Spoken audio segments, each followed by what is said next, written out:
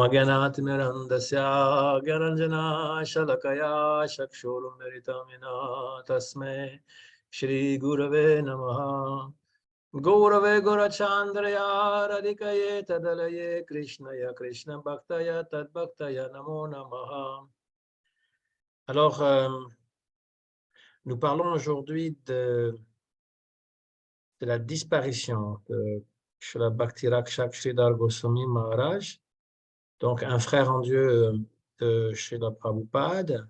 Ils étaient en fait des bons amis. Quand Prabhupada était toujours dans le Grihastha Ashram, il a reçu Bhakti-Rakshak Sridhar Goswami Maharaj plusieurs fois chez lui, à Calcutta, puis après à Bombay et pas Hyderabad, mais Allahabad, où il a vécu aussi. Et il était souvent, notre Srila Prabhupada, il l'a invité plusieurs fois à Mayapur, et puis il voulait qu'il reste même dans le temple de Mayapur. Et quand Bhakti-Rakshak Sridhar Goswami Maharaj, il a dit, mais moi je ne peux pas monter les marches, je suis trop vieux, il a dit, on te construira un ascenseur spécial pour toi. Et c'est aussi Bhakti-Rakshak Sridhar Goswami Maharaj qui avait conseillé à Prabhupada qui voulait faire un planétarium, de le faire en relation avec Gopakumar qui va d'une planète à une autre. Donc, ce n'était pas juste une exposition de l'univers, mais c'était pour montrer aussi la gradation de la bhakti, qu'on va d'une planète à une autre et qu'on est toujours dans une bhakti plus intense et plus intime. Ça, c'est Sridhar Maharaj qui avait suggéré à Srila Prabhupada. Je sais que ça fait partie du plan dans le planétarium, que ce n'est pas juste montrer l'univers, mais c'est aussi de parler de Gopakumar. Et puis donc, lorsque Prabhupada, dans ses derniers jours, il avait conseillé à ses disciples plus aînés, qui étaient responsables, on va dire, s'il y avait des choses, parce qu'il se posait des questions, qu'est-ce qu'on va faire quand on a une question, quand on a un problème qu'on n'arrive pas à résoudre parce qu'on ne connaît pas tout. Et donc, chez la Prabhupada, il leur avait conseillé d'aller voir Sridhar Maharaj, son frère en Dieu, qui vit à Navadvip. Et donc, c'est ce qui s'est passé, en fait, donc dans les années 80, fin des années 70, début 80, il y a eu des petites choses qu'il fallait mettre au point. Ils sont allés voir, les JBC sont allés voir Srila Bhakti-Rakshak Sridhar Goswami Maharaj à Navadvip pour avoir son avis. Donc, il l'a donné. Et lorsqu'un des gourous aussi a eu des difficultés, il lui avait conseillé d'aller voir Sridhar Maharaj et celui-ci avait pris refuge complètement en Sridhar Maharaj. Il avait même fait en sorte que ses propres disciples prennent refuge en Sridhar Maharaj. Et là a commencé une espèce de division entre la Gauliya Math représentée par Sridhar Maharaj et ISKCON. Surtout lorsque Sridhar Maharaj il a donné son opinion sur le statut et la nature du gourou. Il y a un petit livre qui est sorti qui s'appelle Shri Guru and His Grace. Et ce sont en fait la plupart des livres qui ont été publiés sous son nom, Bhakti-Rakshak Sridhar Goswami Maharaj, sont issus d'enregistrements. Il parlait, donc il l'enregistrait. Et dans ce petit livre, il explique très bien qu'est-ce qu'un gourou et comment le gourou n'apparaît pas nécessairement toujours dans la même institution ou sous le même aspect qu'on avait connu. C'est-à-dire qu'on peut avoir un gourou qui est très âgé, c'était le cas quand on était disciple de Srila Prabhupada, et il peut réapparaître ou une manifestation du Akhanda Guru Tattva, Nityananda Prabhu, peut apparaître sous une forme plus jeune. Et il peut être même d'une nationalité différente et il peut donc être aussi dans une autre institution Il le dit très clairement dans ce petit livre, hein. Et cela veut dire donc que là où est le gourou, il faut y aller. Il dit que le Gange ne tombe pas directement tout droit, il va aller un peu comme un zigzag, et donc la Guru Parampara, parfois, elle est dans ce zigzag, et qu'il faut pouvoir reconnaître le gourou là où il est, et que ce n'est pas l'institution, parce que, évidemment, cette conception dans ISKCON qui est très, très fortement ancrée sur l'institution, ce n'est pas l'institution qui garantit le statut du gourou. Et Bhakti-Sridhar Goswami Maharaj, il avait aussi conseillé que de ne pas mettre tous les nouveaux gourous sur les autels parce que ça allait encombrer l'autel, et de laisser toujours une place centrale à Srila Prabhupada, comme dans la Gaudiya Math, c'est toujours Srila Prabhupada Bhaktisiddhanta qui est le centre. Et bon, donc là, on a appris, enfin, moi personnellement, c'est la première fois que j'ai entendu parler de Sridhar Maharaj, c'est quand il y avait des choses qui ne marchaient pas très bien dans ISKCON et chez certains gourous qui avaient pris la succession de Srila Prabhupada. Et donc, plusieurs d'entre nous, nous sommes allés le voir à Navadvip. Et bon, moi, je n'ai pas eu la chance de le rencontrer directement, mais mon ami Prahlad, qui est le musicien Patrick Bernard, hein, qui fait de la musique, qui habite toujours au Québec, il est allé le voir et il s'est fait initier par lui. Parce que justement, son gourou était tombé et donc il ne voulait pas se faire réinitier par un autre gourou qui serait semblable. Et il est allé directement voir Sridhar Maharaj qui a complètement conquis son cœur. Parce que lorsqu'on le rencontre, lorsqu'on l'écoute, on voit à quel point cette personne, elle a tellement de compassion et de compréhension. Donc, il m'avait donné des livres en 82, 83 de Sridhar Maharaj. Et ça m'avait aussi vraiment conquis parce que ce sont des dialogues, hein. Les premiers livres, c'était petits livres. Shri Krishna, Reality the Beautiful, un petit livre fantastique. J'étais frappé par son aspect positif. Quand on a des difficultés, quand on lutte contre son mental, on est rempli de pensées négatives, de pessimisme par rapport à soi-même, par rapport à le monde. Et c'est normal d'être un peu pessimiste parce que le monde matériel, de toute façon, c'est un monde où on ne peut pas trouver le bonheur. Mais d'être déprimé lorsqu'on est un dévot parce qu'on ne trouve plus ce qui nous a motivés au départ, et notamment le maître spirituel, lorsqu'il nous a quittés. Après la disparition de Srila Prabhupada, c'était comme assez difficile parce que, à moins de prendre refuge dans l'un de mes frères en Dieu comme gourou, il n'y avait pas d'autre alternative, on va dire. Or, je ne trouvais pas dans la plupart de mes frères en Dieu de personnes qui remplaçaient Srila Prabhupada et qui m'inspiraient de la même manière. Et lorsque j'ai lu ces livres de Bhakti-Rakshak Sridhar Goswami Maharaj, ça a été comme une révélation. J'ai eu l'impression que Prabhupada me parlait à travers lui, qu'il avait le même niveau de compréhension et de compassion que Srila Prabhupada avait. Il n'était pas dans le rappel à l'ordre, qu'est-ce qu'on doit faire et qu'est-ce qu'on ne doit pas faire. Il essayait de nous donner, à travers ses enseignements, Sridhar Maharaj, quelque chose de très positif, c'est-à-dire Krishna. Moi, je me rappelle dans ce petit livre, alors, si on veut le traduire en français, ça serait Shri Krishna, la réalité la plus merveilleuse. Ça, c'était les phrases qu'il aimait bien dire, hein, la réalité merveilleuse, la réalité la plus belle. Et donc, il y avait dans ce livre, il parle de son Om, et il traduit en disant Om, cela signifie yes, ça signifie oui, c'est un oui. Je me rappelais certains philosophes qui disaient qu'il faut dire oui à la vie. Et donc, il disait que les Védas nous appellent à quelque chose qui est entièrement positif. Et qu'il faut dire oui, il faut réciter ce oui. Et que lorsqu'on est attiré par la beauté de Krishna, eh bien tout finalement se met en place.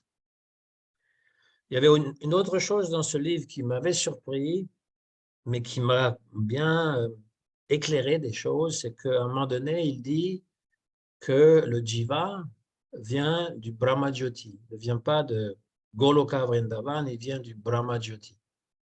Et que c'est la raison pour laquelle il y a toujours des âmes qui descendent dans ce monde.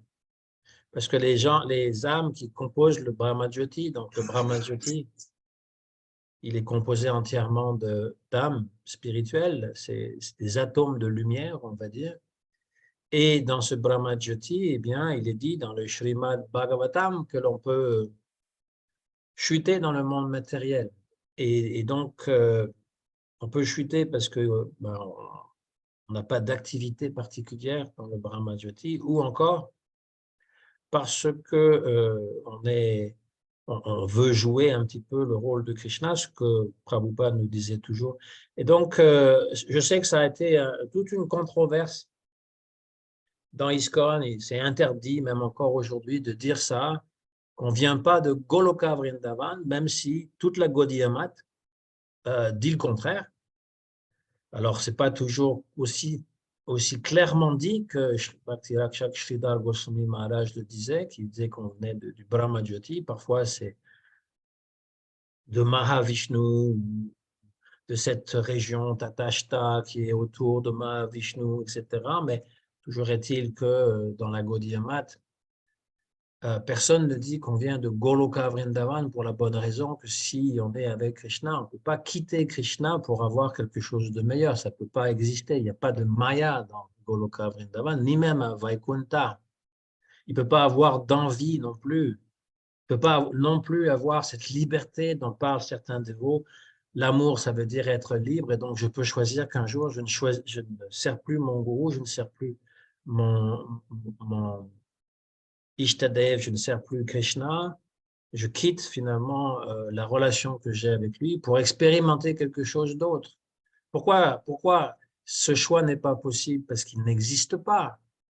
Il n'y a pas dans le monde spirituel le choix, voilà, vous avez un vol Air France vers le monde matériel à telle heure.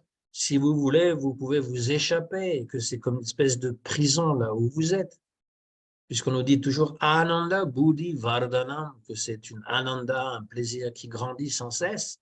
On ne peut pas venir, on ne peut pas s'ennuyer dans le monde spirituel ou être envieux ou désirer autre chose ou choisir, mal choisir pour descendre dans le monde matériel, d'autant plus qu'on nous dit qu'il y a, dans les Écritures, nous disent qu'il y a deux sortes d'âmes, Nitya Siddha, ceux qui sont éternellement libérés, qui ne descendent jamais dans le monde matériel, à part lorsqu'ils décident de faire une mission pour justement attirer les âmes conditionnées, l'autre sorte de jiva, Nitya Baddha, ceux qui sont éternellement conditionnés, donc ils ne chutent pas. Voilà, ça c'était. Alors dans ce petit livre, il y avait à un moment donné, il mentionne que on vient du Brahma Jyoti, que tout le temps, il y a des âmes qui descendent de ce Brahma Jyoti.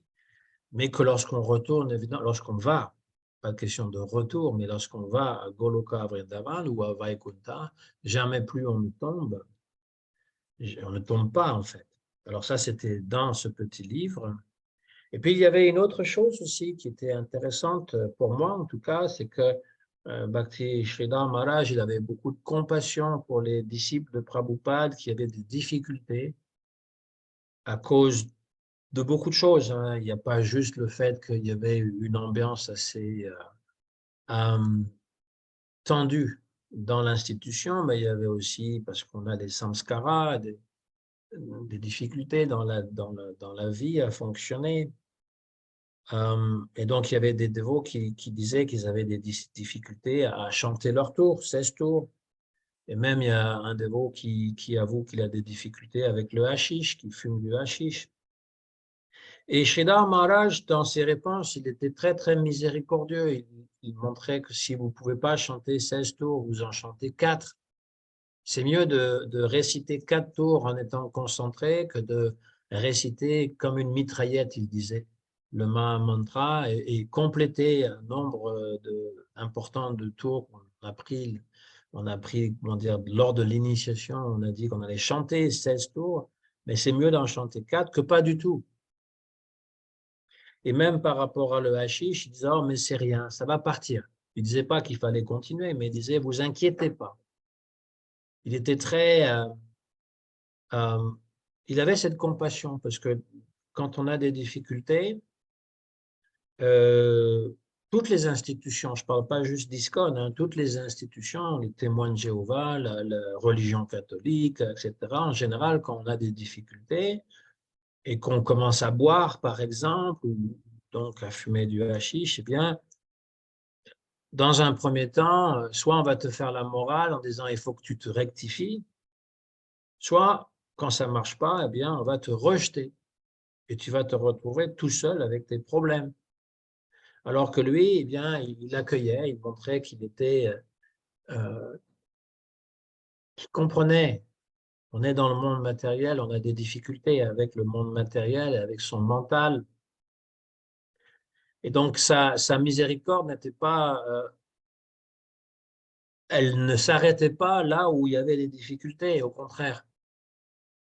Donc ça, j'avais bien aimé parce que je trouvais que c'était difficile pour moi aussi et j'ai eu l'impression qu'il me parlait directement dans le cœur et j'ai même eu comme l'impression qu'il était devant moi, qu'il me parlait directement. J'ai comme eu un moment où c'était comme un darshan que j'ai eu parce que lorsqu'on met tellement d'importance à voir le gourou, c'est bien beau de voir le gourou, mais il y a beaucoup de gens qui ont vu Srila Prabhupada, Bhaktisiddhanta, Srila Prabhupada, Bhaktivedanta Swami, et d'autres prédicateurs, et ça n'a rien changé dans leur vie. Peut-être que ça donne un petit sous-critique pour la vie prochaine, mais ils ne sont pas devenus dévots pour autant et ça ne les a pas touchés. Et moi, quand je lisais ces livres, j'avais l'impression d'avoir un vrai darshan, c'est-à-dire que je voyais le cœur de Sridhar Maharaj, à quel point il était cher à Srila Prabhupada, à quel point il pouvait nous aider, et d'enlever des barrières, des fausses croyances qu'on se fait parfois parce que on pense qu'on n'est pas bon, on n'est pas fait pour. Il y avait même un dévot à l'époque. Il est décédé aujourd'hui, mais il m'avait dit que j'étais pas fait pour la vie spirituelle. Voilà, c'était son verdict basé sur sa passion personnelle, que j'étais pas fait pour la vie spirituelle. Parce que j'avais des difficultés, c'est tout. Hein. Et donc, ce n'est pas quelque chose que Sridhar Maharaj il allait dire, ni Srila Prabhupada non plus, d'ailleurs. Tout le monde est fait pour la vie spirituelle, bien sûr. Tout le monde est fait pour la vie spirituelle. Mais euh, il y a différentes étapes dans la vie et puis il y a différents ashrams aussi. Si vie spirituelle veut dire vivre comme un brahmachari ou un sannyasi toute sa vie, rester au temple toute sa vie, ça c'est une chose. Si ça veut dire pratiquer une sadhana et développer son amour pour Krishna au rythme qui est le sien, ça c'est autre chose. Et donc, Srila Bhakti Rakshak Sridhar Goswami, il était comme un refuge pour beaucoup de dévots comme nous qui avons des difficultés après la disparition de notre maître spirituel. Et c'est grâce à lui, en fait, que plusieurs années plus tard, eh bien, en fait, j'ai arrêté de voir les dévots pendant plus de 10 ans parce que ça me convenait vraiment plus. Et quand je suis revenu au temple, c'était le 100e anniversaire de l'apparition de Srila Prabhupada et j'ai rencontré quelques dévots que j'avais connus avant. Et ils m'ont parlé parce que j'ai demandé à propos de Sridhar Maharaj, bon, il avait quitté son corps, bien sûr, en 86. Moi, je suis revenu dans les années 90. Et, euh, et donc, j'avais demandé qu'est-ce qui était arrivé avec tous ces dévots qui étaient allés voir Sridhar Maharaj. Donc, il y a quelqu'un qui m'a dit, ah, mais aujourd'hui, il y a Une personne de la Gaudiya Math qui est bien plus grave que Sridhar Maharaj. Son nom, c'est Narayan Maharaj. Mais comme j'avais eu l'expérience avec Bhakti Sridhar Maharaj, Bhakti Sridhar Goswami Maharaj, quand ils ont parlé de Narayan Maharaj et qu'il parlait de Raganuga Bhakti et que des dévots comme Tamal Krishna et euh, plein d'autres, en fait, Giriraj Swami et d'autres allaient le voir, ça m'a attiré. Et j'ai commencé à lire ses livres et rapidement je l'ai rencontré. Et comme il n'y avait pas ce préjugé que beaucoup de gens qui sont dans l'institution, ils sont interdits d'aller voir ailleurs. Il n'y avait pas ce préjugé parce que j'étais libre. Donc pour moi, voilà, Sridhar Maharaj, c'est vraiment cette liberté, cette compassion, cette ouverture d'esprit. Quand il parlait aussi, il citait des auteurs occidentaux qu'il avait lus dans sa jeunesse. Et ça m'attirait parce que c'était une autre façon de parler. On était habitué au langage de Prabhupada et beaucoup de ses disciples imitent la façon qu'il parlait, imitent les gestes qu'il faisait. Et pour moi, ce n'est pas dans l'imitation que se situe le disciple, ce n'est pas d'imiter, c'est d'être soi-même, d'approcher en fait tout ce que la mission de Chaitanya Mahaprabhu nous donnait avec sa propre personnalité.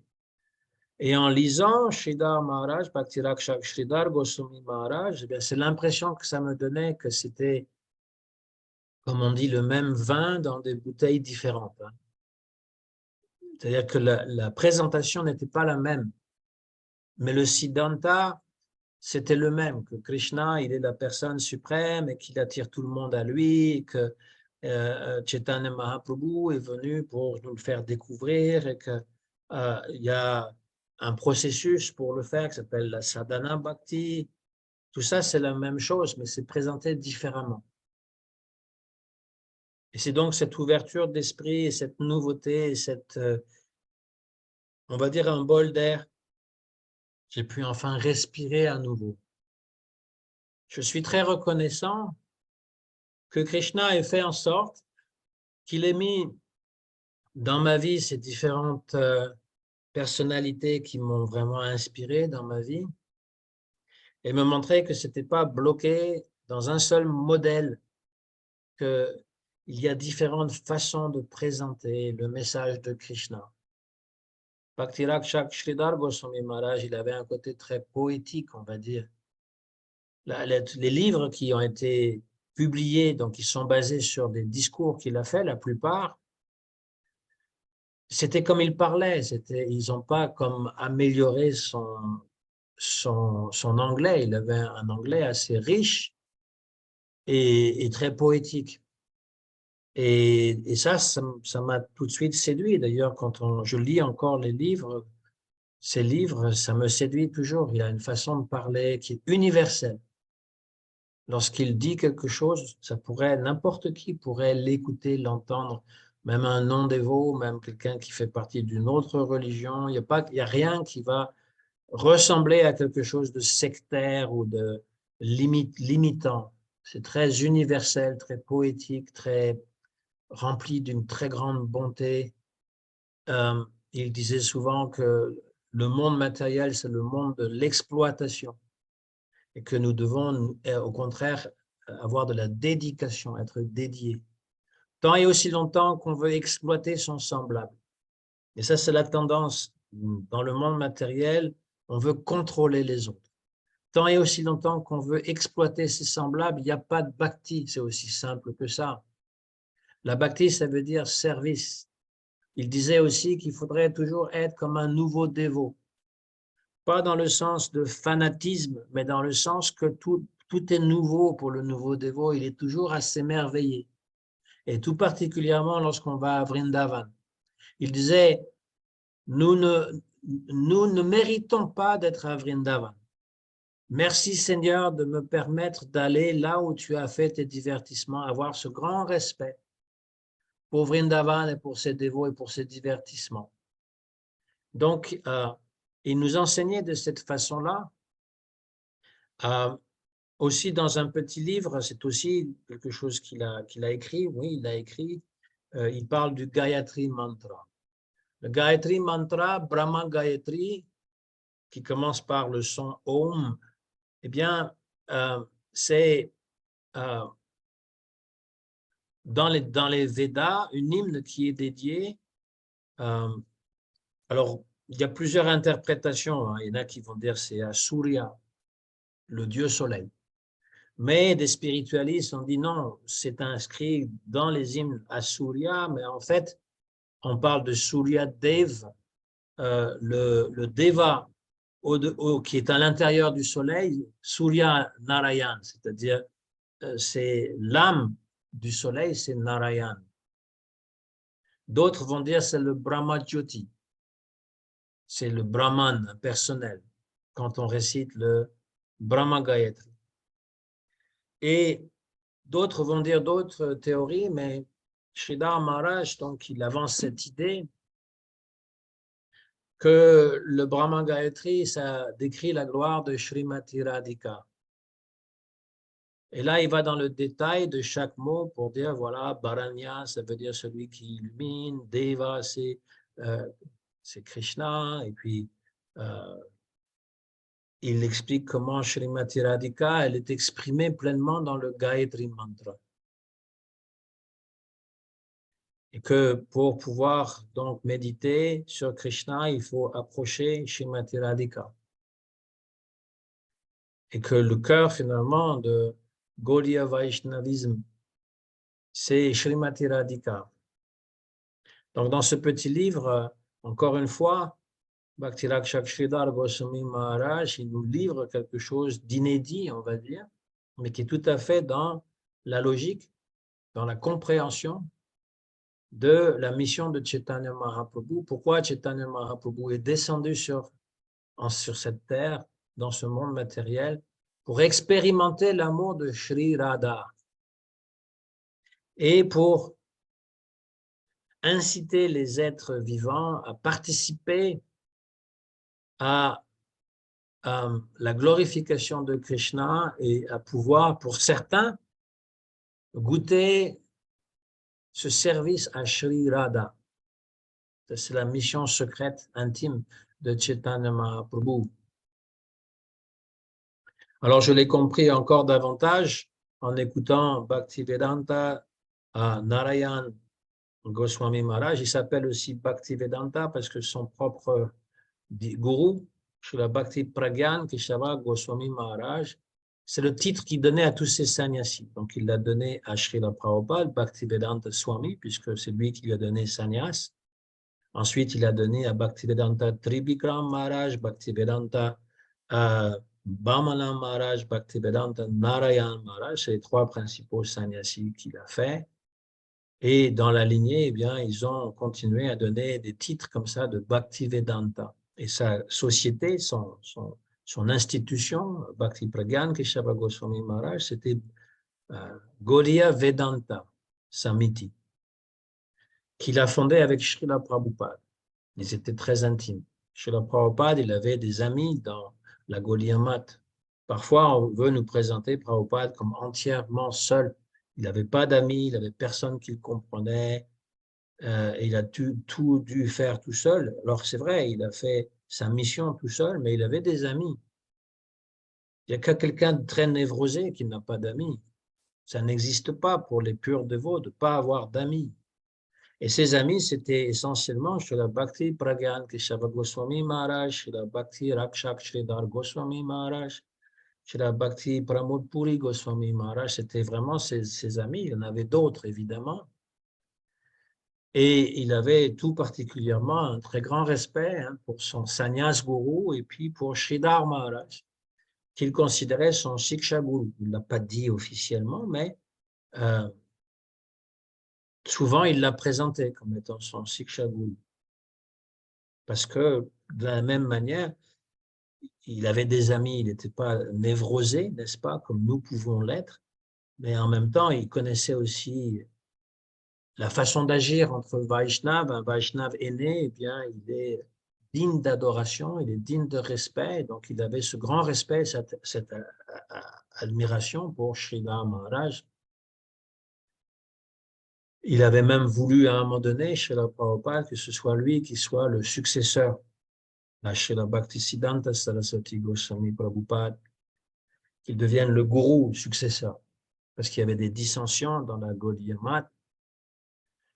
Et Sridhar Maharaj, il a refusé, il n'a pas voulu, il n'a jamais voulu se mettre en avant. En fait, c'était quelqu'un de très, très simple et très humble. Et il s'est jamais positionné comme gourou, comme acharya, comme successeur, même auprès des Occidentaux, des disciples de Prabhupada et autres qui venaient le voir. Il a toujours agi comme étant un ami. Il a pas réinitié des disciples de Prabhupada comme certains disent, c'est pas vrai. Il a simplement inspiré ceux qui avaient des difficultés et il a incité la plupart des sannyasis qui sont venus le voir à être eux-mêmes des gourous, à avoir leurs propres disciples. Donc, pour ça et pour beaucoup d'autres choses, moi je suis très reconnaissant et beaucoup d'entre nous, nous sommes très reconnaissants de Srila Bhakti Rakshak Sridhar Goswami Maharaj. Il a protégé, d'ailleurs son titre, Rakshak, ça veut dire la protection. Il protège la Bhakti.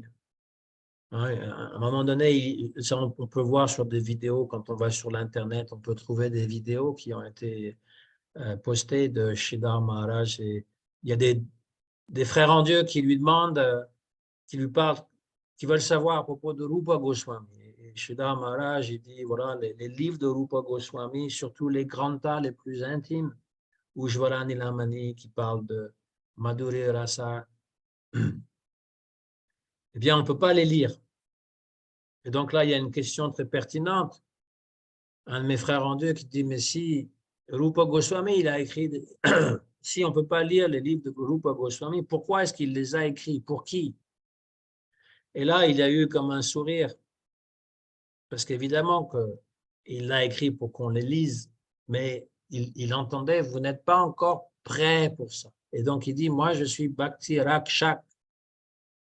Je protège l'entrée de la Bhakti. C'est moi qui vous donnera la permission de rentrer, de pouvoir accéder à quelque chose de plus confidentiel. Donc, il protège la Bhakti. Et d'ailleurs, il avait donné ce titre aussi à plusieurs des sannyas. Il avait donné sannyas à quelques dévots.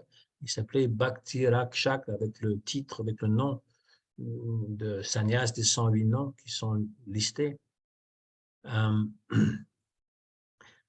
Donc, il connaissait l'aspect ésotérique, l'aspect mystérieux des divertissements de Radha et Krishna, mais de la même manière que son Guru Maharaj, Srila Bhaktisiddhanta Saraswati Goswami Prabhupada, et que son frère en Dieu, Srila Bhaktivedanta Swami Prabhupada, eh bien, il ne livrait pas ces choses-là à tout le monde. On ne peut pas parler de Radha et Krishna sur la place publique, de décrire les divertissements intimes de Radha et Krishna sur la place publique ou les dire à des néophytes. Pourquoi? Parce que les échanges entre Radha et Krishna, d'un aspect très extérieur, peuvent ressembler aux échanges entre les amoureux dans ce monde, entre un homme et une femme, et donc ça peut donner des désirs. Or, lorsqu'on écoute les histoires de Radha et Krishna, eh bien, ça doit purifier notre cœur. Donc, il faut être à la fois prêt et être tout à fait respectueux pour ces… Encore une fois, il faut rentrer à Vrindavan en disant « Mais je ne mérite pas d'être ici. Mais par la grâce de mon gourou, je suis arrivé à Vrindavan. Je veux prendre chaque grain de poussière, le mettre sur ma tête pour pouvoir vraiment apprécier ce Vrindavan, pour pouvoir vraiment apprécier les histoires de Krishna, Krishna Katha, écouter les histoires qui ont trait à Krishna, et encore plus pour savourer donc les histoires entre Radha et Krishna. Encore que les histoires de Radha et Krishna, si on lit le Srimad Bhagavatam, c'est suffisant. On n'a pas besoin de lire des traductions qui sont souvent mal faites et par des gens qui ne sont pas complètement purs de cœur, des granthas qui ont été écrits par Krishnadas Kaviraj Goswami ou par d'autres Mahatmas qui sont trop élevés pour nous, Gita Govinda et Krishna Karanamrita et Govinda Lilamrita et tous ces granthas dont sont très friands les Babaji de Radhakund. Ils lisent ces choses pratiquement tous les jours. Vilapa Kusumanjari de Srila Raghunath Das Goswami. Et donc, dans la Gaudiya Math, toutes ces choses sont connues, mais elles ne sont pas prêchées, elles ne sont pas données. À ma connaissance, c'était vraiment, il y avait un disciple de Srila Bhaktisiddhanta qui parlait de Radha Dasyam tout le temps. C'est Bhakti Jivan Janardhan Goswami Maharaj. Et puis après, eh bien, c'est Srila Bhaktivedanta, Narayan Goswami Maharaj. Ce sont les deux que je connais qui ont vraiment parlé d'une façon très respectueuse du Radha Dasyam. Mais Srila Maharaj, il en parle aussi de temps en temps. Et pour ceux qui veulent bien l'accepter, Srila Prabhupada Bhaktivedanta Swami aussi. Il y a plusieurs personnes qui disent qu'il est un Gopa, qui disent même que Sridhar Maharaj a dit qu'il était un Gopa.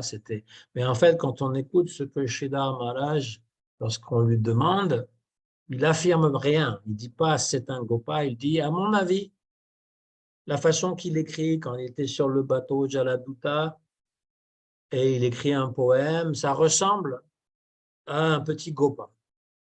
Il n'a pas dit que Prabhupada était un Gopa. Il a dit, à mon avis, et il a dit, je n'ai pas lu ce qu'il a dit sur Madhurya, sur Radha Krishna.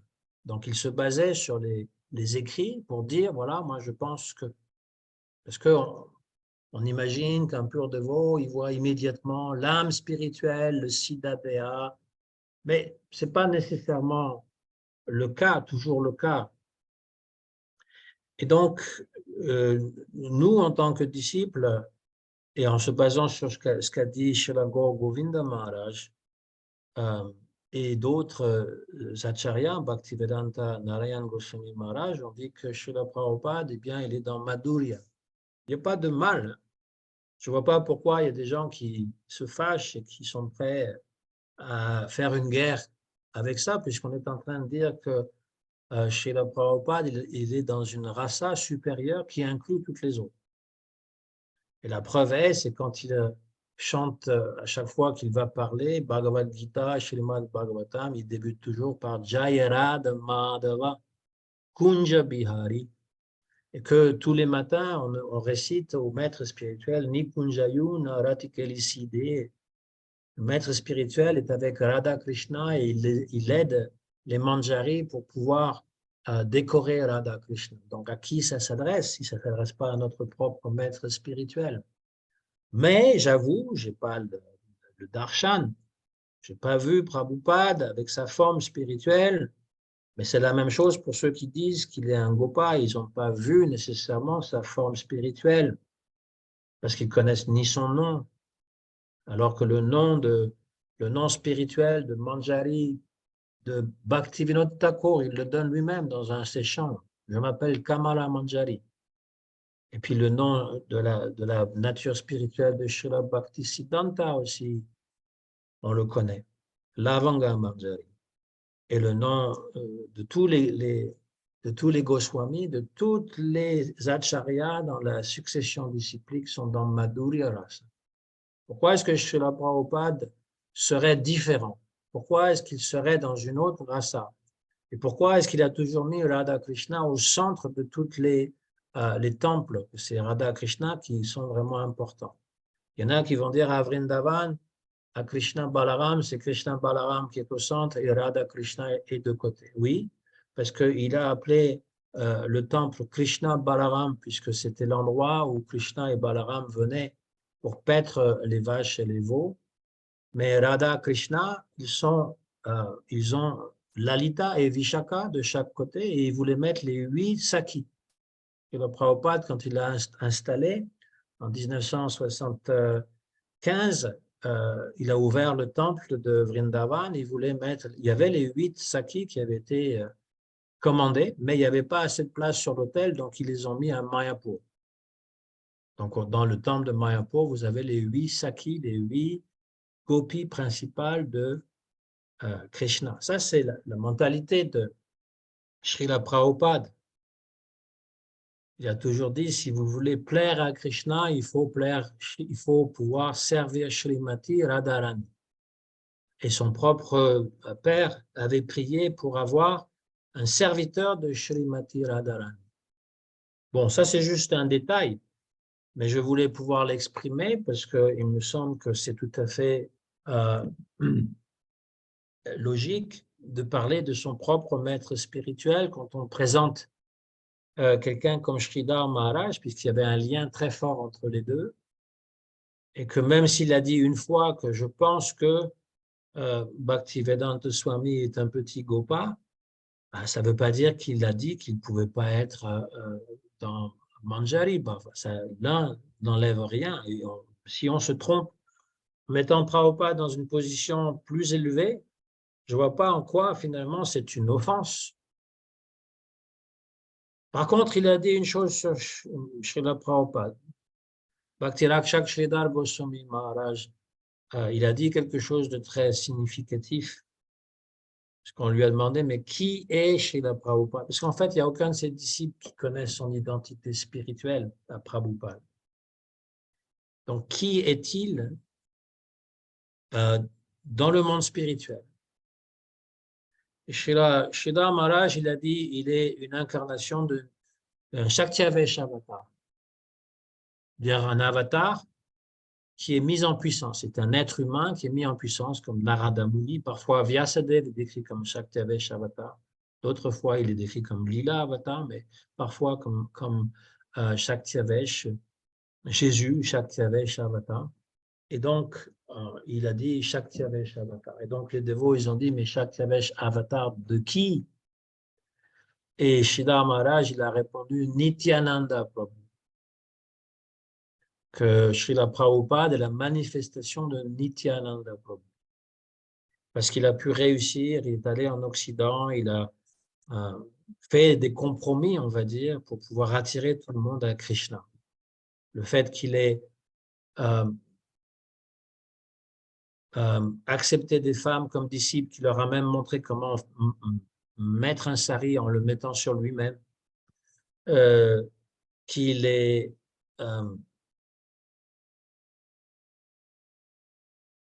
dit à ses disciples de chanter 16 tours quand son propre maître spirituel dit qu'il fallait en chanter 64 par jour, et qu'il a fait d'autres concessions, ça montre qu'il était dans le sentiment de Nityananda et il voulait sauver le monde entier.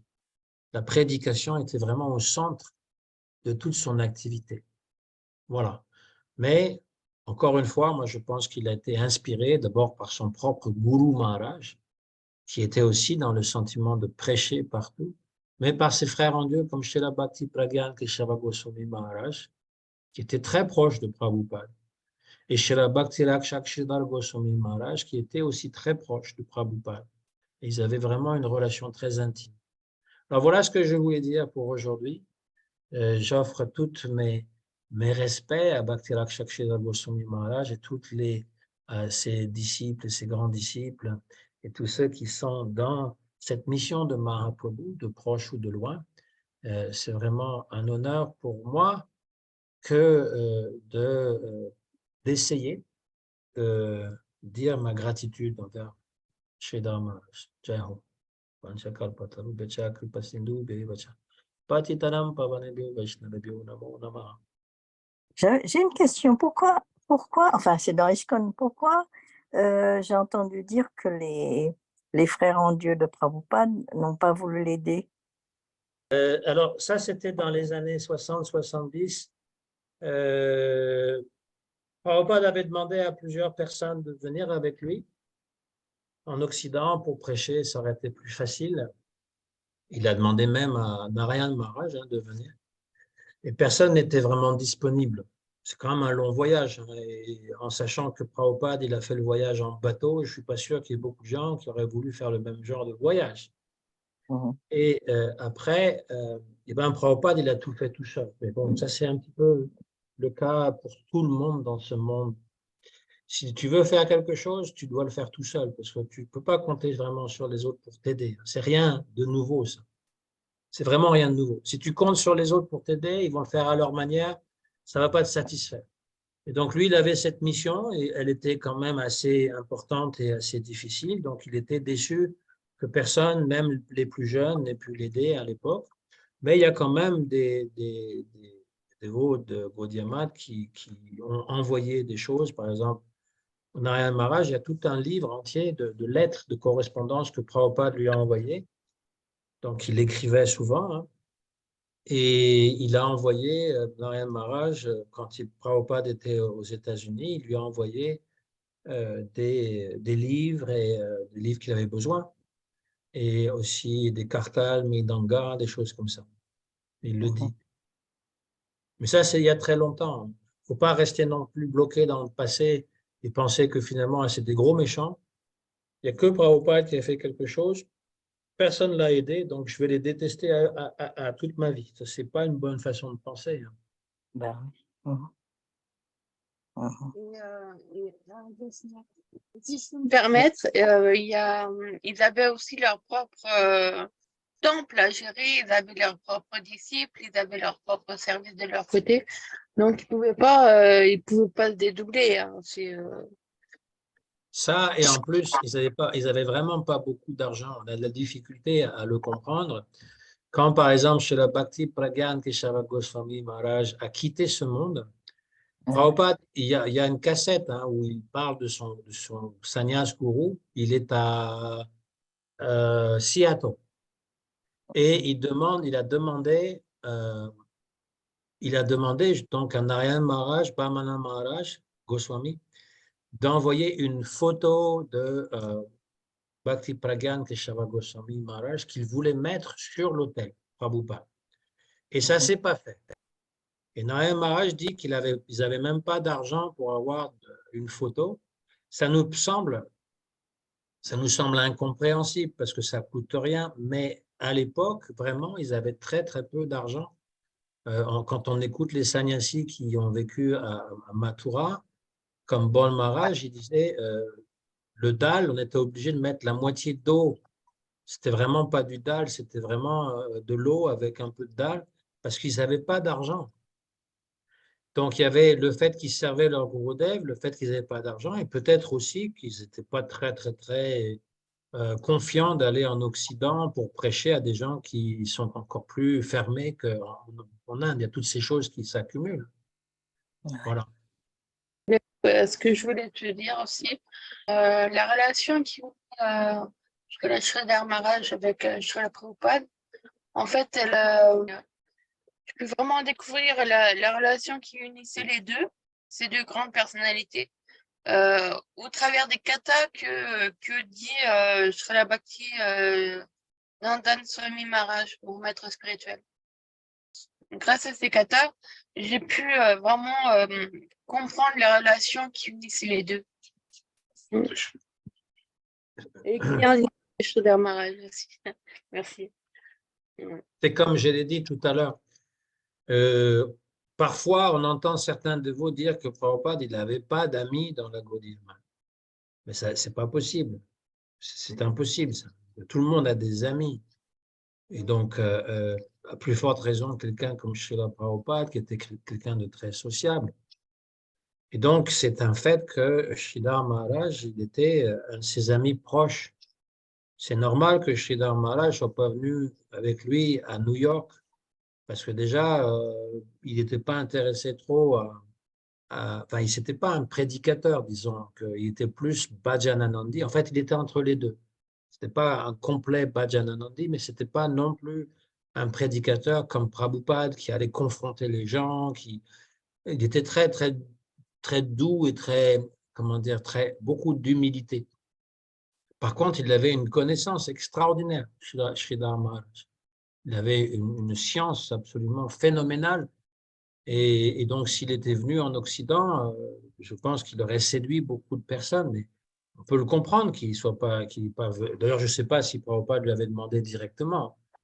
Et donc, la relation on le voit lorsqu'ils sont à Mayapur, ils sont assis côte à côte. Prabhupada va souvent le voir, Sridhar Maharaj. Et on le voit qu'ils avaient une relation très, très, très intime. Ce que j'apprécie vraiment dans ces katas que je traduis, c'est sa facilité à expliquer d'une manière très simple, mais en même temps tellement poétique. C'est le Siddhanta, ouais, c'est ultra poétique. Et en Ouais. même temps, c'est simple, tu vois, il y a rien de compliqué dans ces dires. C'est ça qui est vraiment Simple et séduisant. profond. Ouais. Il y a aussi Ouais. cette profondeur aussi. Mm.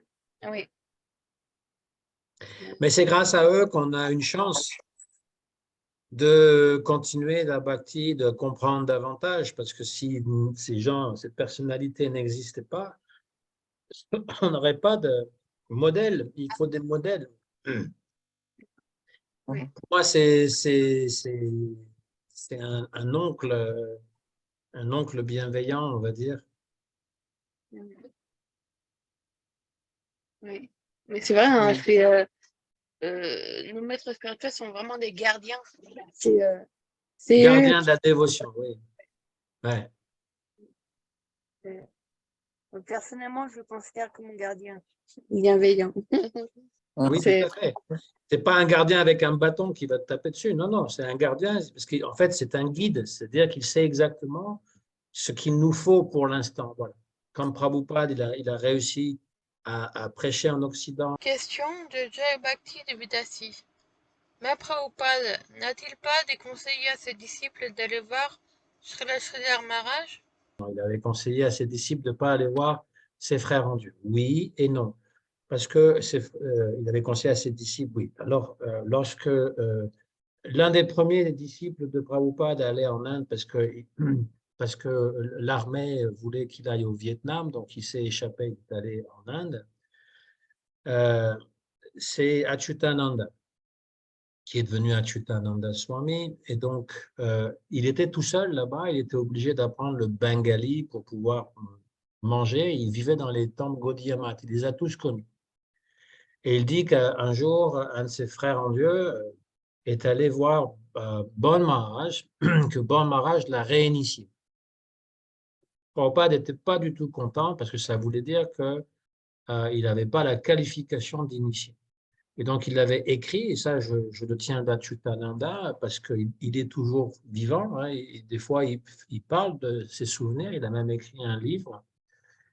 Il avait dit, Prabhupada, donc à l'époque, il n'y avait pas d'Internet, hein, donc on écrivait par courrier. Et donc, il avait reçu une lettre de Prabhupada qui lui disait, si tu veux aller voir un Shiksha Guru, va voir Sridhar Maharaj. Il lui avait dit ça. Va pas voir Bol Maharaj, va voir Sridhar Maharaj. Et quand Prabhupada est venu en Inde, toujours selon Achyutananda, Prabhupada, donc ils étaient au Bengale, ils étaient à Navadvip. Prabhupada, il est allé avec Achyutananda et dans la voiture, il a dit on va aller à l'anniversaire de Sridhar Maharaj, à son Vyasa Puja. Donc, quand ISKCON dit il a défendu, parce qu'il ne voulait pas que ses disciples aillent voir n'importe quel de ses frères en Dieu et surtout de se faire réinitier. Mais avec Sridhar Maharaj, il avait une relation toute différente. C'est dommage que dans les biographies qu'on a écrites sur Prabhupada, ces choses ont été occultées, qu'on ne parle pas en fait des relations réelles que Prabhupada a eues avec ses frères en Dieu, et comme je le dis, tout particulièrement avec Bhakti Pragyan Keshava Goswami. Comment est-ce qu'on peut penser que Prabhupada aurait eu de l'inimitié contre son propre sannyas guru? Comment on peut avoir le culot de penser cela? Comment est-ce qu'on peut penser que Prabhupada n'aimait pas Sridhar Maharaj, qui était son aîné en dévotion, qui a été déjà sannyas, à qui il a demandé « Donne-moi sannyas ». Et il a dit « Va voir Bhakti Pragyan Keshava Goswami Maharaj ». Comment est-ce qu'on peut penser ça une seule seconde, sérieusement? Lui qui finalement acceptait tout. Jamais il n'a critiqué son sannyas guru, jamais il n'a critiqué Sridhar Maharaj. Il a dit des choses sur d'autres frères en Dieu, mais il n'a pas jamais il a critiqué Sridhar Maharaj. C'est faux. C'est complètement faux. Et il a dit expressément à ses propres JBC que je serais parti. Si vous avez des choses à éclairer, si vous avez des questions auxquelles vous n'avez pas la réponse dans mes livres, allez voir Sridhar Maharaj. Il leur a dit, c'est écrit même. Ils ne nous l'ont pas dit à nous, les petits bhaktas qu'on était à l'époque. Mais eux, ils sont allés plusieurs fois. C'est juste quand Sridhar Maharaj il a commencé à critiquer un peu la façon qu'ils avaient d'être des gourous, c'est-à-dire dans Sri Guru and His Grace, il le dit, le problème c'est quand un frère en Dieu devient gourou, il y a comme un éloignement avec ses propres frères en Dieu et qu'il commence à penser ou croire, comme ils ont fait, certains, que nous, en tant que disciples de Prabhupada, on devait les accepter comme notre propre gourou. C'est une grave erreur. Il leur a dit ça et ça ne leur a pas plu. Il faut aussi écouter son intelligence. Le premier gourou, c'est son intelligence. C'est marqué dans le Bhagavatam. Et pas être fanatique. Oh, mais il est dit ça, il est dit ça. On m'a dit de ne pas les voir, de ne pas leur parler, d'être même méchant avec eux. C'est quoi ce genre d'instruction? Il n'y a pas d'instruction qui nous dit qu'on doit être intolérant, qu'on doit faire des offenses envers d'autres Vaishnavas qui ne sont pas partie de l'institution. Quand on parle de Vaishnava Aparat, ça ne se limite pas à l'institution, ça comprend tous les Vaishnavas. Si on fait une Vaishnava Aparat, notre bhakti va être bloqué. Il faut avoir de l'humilité, de l'amour dans son cœur pour voir où est la vérité. Pas simplement dire j'ai la vérité. Ce matin, après mon service, il y avait une jeune femme de 23 ans qui était une chrétienne convaincue avec toutes les dogmes dans la bouche. Donc, il disait, elle était en train de parler à des gens, elle disait Krishna, elle disait pas Krishna, elle disait Jésus-Christ est Dieu, et c'est marqué, c'est la vérité, et les musulmans, ils peuvent pas être libérés, ils vont en enfer parce qu'ils croient pas en Jésus. Et en lui parlant, on a vu que finalement, c'est pas juste les musulmans, mais les catholiques aussi, ils peuvent pas être libérés, etc. Donc, elle est jeune, elle découvre ça. Donc, je lui ai dit, toi, tu as cette pensée très l'orthodoxie chrétienne, la dogmatique, on va dire, c'est très important pour toi. Mais ça, c'est le stage très néophyte. Ça m'a rappelé des dévots qui parlent comme ça. Prabhupada a dit. Et crac, crac, crac, il te balance ça sur la tête et puis c'est finalement comme, comment dire, tout s'écroule sur toi d'interdits et de choses fanatiques, on va dire. Prabhupada a dit, Krishna a dit, et puis c'est comme ça, c'est la vérité. Moi, alors elle disait ça ce matin, elle disait, mais c'est pas moi qui le dis. C'est Jésus qui le dit, et Jésus c'est la vérité, donc j'ai raison. Voilà. Ben oui, mais c'est quand même toi qui le dis, n'est-ce pas? Donc ce fanatisme, c'est bien un temps, mais à un moment donné, ça ne veut pas dire qu'on doit s'ouvrir à tout, mais ça veut dire qu'on doit être respectueux un petit peu. Il ne faut pas dire respecter tout le monde.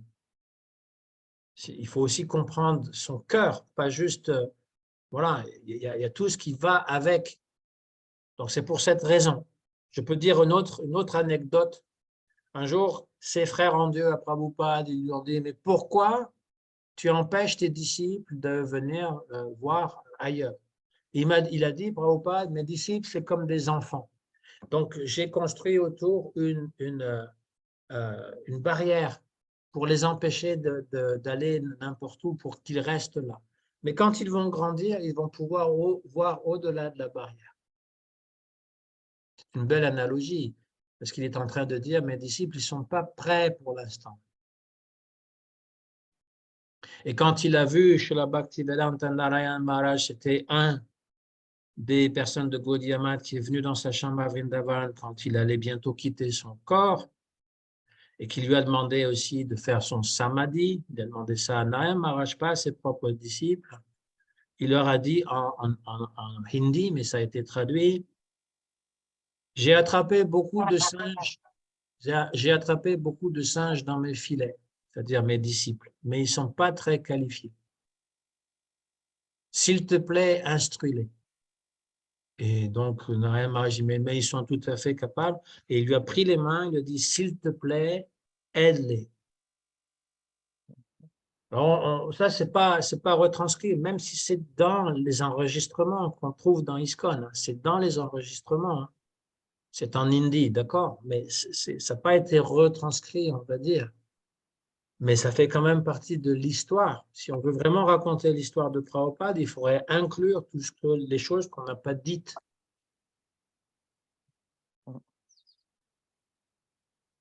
Comme le fait qu'il voulait mettre la photo de son sannyas guru sur l'autel.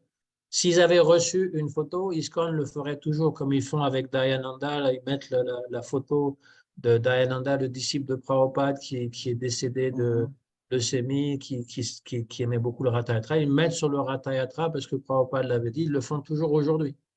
Et donc, si la photo de Bhakti Pragyan Kesava Goswami Maharaj, pour une raison ou une autre, eh bien, ils avaient eu la photo, ils l'avaient mis sur l'autel de Seattle, eh bien, dans d'autres temples, ils l'auraient aussi accepté probablement et ils le feront toujours, ils le feraient toujours.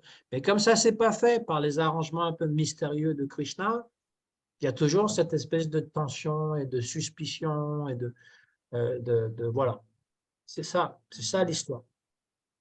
Il y a une autre chose que je veux te dire, Jai Bhakti, il y a beaucoup de gourous, que ce soit dans ISKCON et dans Gaudiya Math, qui disent, allez pas voir ailleurs.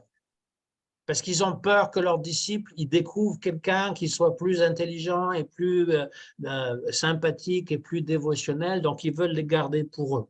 Ce n'est peut-être pas la seule raison, mais disons qu'il y a quand même ça qui est présent. Je ne parle pas de ton gourou, hein, Jai Bhakti, tu vois, n'interprète pas ce que je dis là. Je ne parle pas de lui, je parle en général. En général. En général, oui, c'est sûr. Ouais. Mais c'est vrai, Qu'est-ce que je voulais dire? Jésus il disait pareil dans la Bible. Il dit, Oui. je garde mes brebis dans un enclos. Oui, mais attends, alors ce passage-là, il dit, j'ai d'autres enclos, il le dit. J'ai aussi d'autres enclos. Donc, Oui, de qui il parle, on ne sait pas très bien, mais ça veut dire qu'il y a d'autres personnes aussi. C'est-à-dire que c'est des images. Mais à un moment donné, il dit, nul ne vient au Père que par moi. Donc, la femme ce matin, elle a cité ça. Hein. Je suis la vérité et la vie, et nul ne vient à Dieu que par moi. Donc, pour elle, ça veut dire exclusivement. Mais tous les gourous, ils disent ça. Les gourous, ils disent, tu ne peux pas venir à Krishna directement, il faut passer par le gourou. Ça ne veut pas dire qu'il y a juste eu un envoyé dans le monde. Ça, c'est ce que les chrétiens ne peuvent pas entendre. Il y a eu une seule fois un envoyé dans le monde et jamais avant, jamais après. Ça veut dire que Dieu, il te laisse te débrouiller avec ça.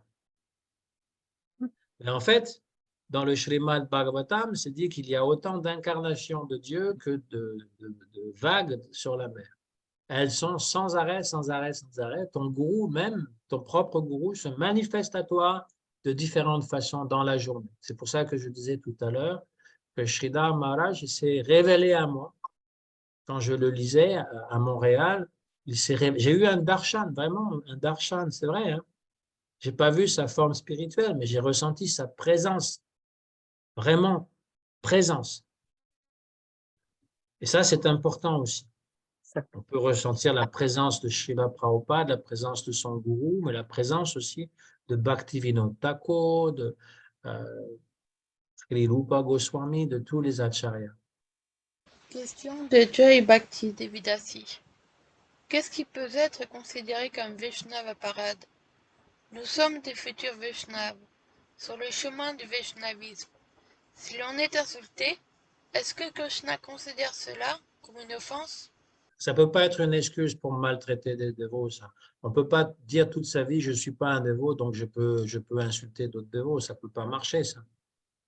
Ça c'est Donc pas ça bon. fait pas. Aparada. Qui sait que Ouais, tu aparada. éloignes quand tu fais aparad, c'est rada. Donc, Ah à un moment donné, il faut pouvoir se dire, je suis assez responsable pour pouvoir être respectueux des autres. Il n'y a absolument rien de mal à dire qu'il faut être respectueux. On est ouais. des aspirants dévots, je suis d'accord, mais ça devrait développer plus d'humilité en nous.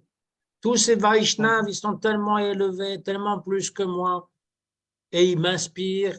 Qui je suis moi pour les critiquer? Ouais. Voilà, moi je voudrais Mhm. pouvoir devenir Vaishnav, je ne vais pas les critiquer. Je voudrais pouvoir suivre ces grands Vaishnavas, devenir comme eux. Si, Radhe Jai Prabhupada. Krishna, Jai Vrindavan, Hare Krishna, Jai Hare Ho. Krishna.